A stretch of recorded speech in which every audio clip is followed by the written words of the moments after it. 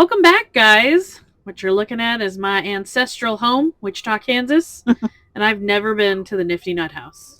Now, I thought this would maybe just be a candy shop. No, they actually have a huge selection of nuts, so I guess it's aptly named. I really liked the spring decor. Like, look at those flowers, and they were like putting up a Dolly Parton theme while we were there too. Now, milk chocolate Brazil nuts. Talk dirty to me, you know I love a Brazil nut. Those were delicious. Well worth the $8.90 a pound. Now, we've been to a chalk mine. We've been to a coal mine. We've been to a silver mine. Ain't never been to a salt mine. This is Stratica Salt Mine. Those are my real life cousins buying us tickets.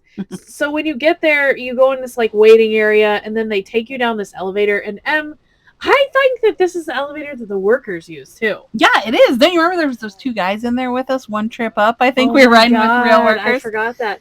But anyway, this thing, when it gets you to the bottom, it's 650 feet deep. And you get down there, and it's kind of like a warehouse area, but it's like lit up, and there's all these different exhibits on the side. So like what you're about to see is a little train that they used to use to get the salt out, but now they use this crazy conveyor belt. Oh, I don't think I got any footage of the conveyor belt. Well, it looks like a conveyor belt.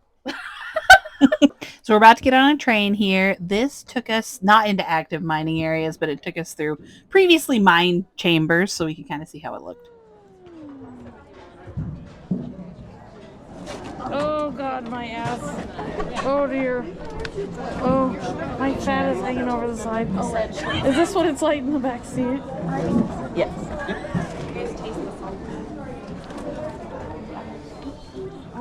Oh, I should have sat on the left. Oh, wait, I am on the left. How are you possibly doing? My butt hurts. The difference between this place and the other mines that we've been to is that they didn't talk about workers' rights at all. In other mines, they talk about chits and the mine store and how people are treated.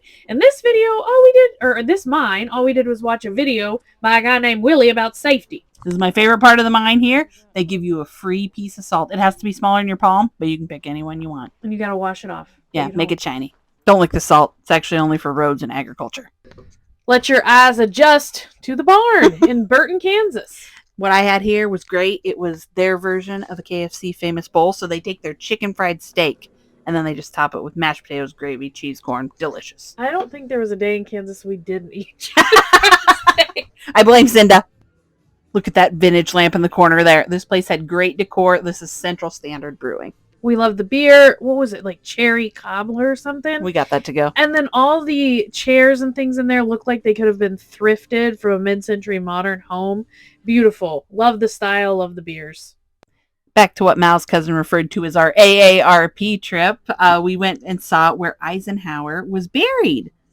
If you remember last year, we went and saw where President Hoover was laid to rest, and Emily got all judged. Oh, this is Eisenhower's childhood home, that little white house there. And this is kind of the grounds. They have like a chapel, and then that square building was the visitor center. And then this is a museum. It's not becoming a thing. Don't worry. We're not going to see every dead president's grave. But what I did like about this place was when I came in, I knew Eisenhower made the interstates. When I left, I learned that Eisenhower had total bipartisan support. That was pretty cool. They did a lot of good stuff for our country. He was courted by the Democrats and the Republicans to run for president. But I think what we took away the most is that he was a pacifist. Like after World War II, he did not believe or did not want the United States to enter into any more wars. It's a great presidential ideal that I wish that there was more of now. Next stop on the tour, Brown v. Board. I thought this was cool because they did repurpose the old schoolroom. They used all the classrooms as places for exhibits. There was a theater and the gym. This school in particular was one of 5 as part of the movement strategy that sued for the right to integration, basically. And this is a school that went to the Supreme Court that actually was granted integration. What you're looking at now is supposed to simulate a tunnel of what the Little Rock Nine went through when they finally got to go to high school in an integrated school. And we will be there next week. Here's me suiting up for my brave journey. Next week, you'll find out if I survive the Honeyman's bees. I did not know that Emily was afraid. I'm terrified of bees, but the suit made me feel invincible. Look at her. Thumbs up, everybody.